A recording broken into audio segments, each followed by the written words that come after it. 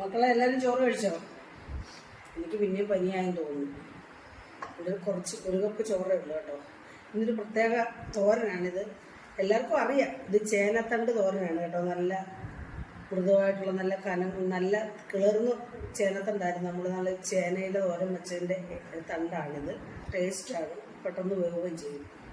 പിന്നെ സാമ്പാർ, രാവിലത്തെ സാമ്പാർ പരിപ്പൊക്കെ ചേർത്താട്ടോ. നമ്മളെന്നും നമ്മുടെ ഭക്ഷണത്തിൽ പരിപ്പ്, പയറ്, കടലയൊക്കെ ഉൾപ്പെടുത്തണം. അപ്പോൾ ഇന്ന് ഞാൻ ഇതിനകത്ത് പരിപ്പിട്ട് വേവിച്ചായതുകൊണ്ട് അപ്പോൾ ഇതെടുത്ത്. അപ്പം മീൻകറി ഞാൻ എടുക്കത്തില്ല, കാരണം ഇന്നലത്തെ എനിക്ക് കൂട്ടത്തില്ല ഞാനങ്ങനെ. അപ്പോൾ നല്ല മോര്, നല്ല പുളിയില്ലാത്ത മോരാണ്. ഇതും ഈ സാമ്പാറും കൂടെ കൂട്ടി കഴിക്കാൻ നല്ലതാണ്. പിന്നെ പപ്പടം, പിന്നെ നല്ല അച്ചാറായിട്ട് മാങ്ങ. ഇത് അടമാങ്ങ പോലുള്ള അച്ചാറാണ്, വെട്ടുമാങ്ങ അച്ചാർ. ഇത് നമ്മുടെ ചേട്ടൻ്റെ മോൻ ഗൾഫിൽ പോകുന്നതിന് അവൻ്റെ ഭാര്യയുടെ ബന്ധുക്കൾ കൊടുത്തത് ഞാൻ പാക്ക് ചെയ്യാൻ പോയപ്പോൾ അവിടെ നിന്ന് അടിച്ചു പറ്റിക്കൊടുത്തത്.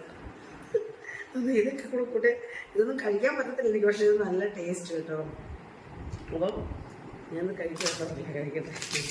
അതുകൂടെ കൂട്ടി കഴിക്കാൻ നല്ല ടേസ്റ്റാണ് കേട്ടോ. അപ്പം ശരി മക്കളെ, എല്ലാവരും സേഫായിട്ടിരിക്കുക. കാലാവസ്ഥയൊക്കെ വളരെ മോശമാണ് കേട്ടോ.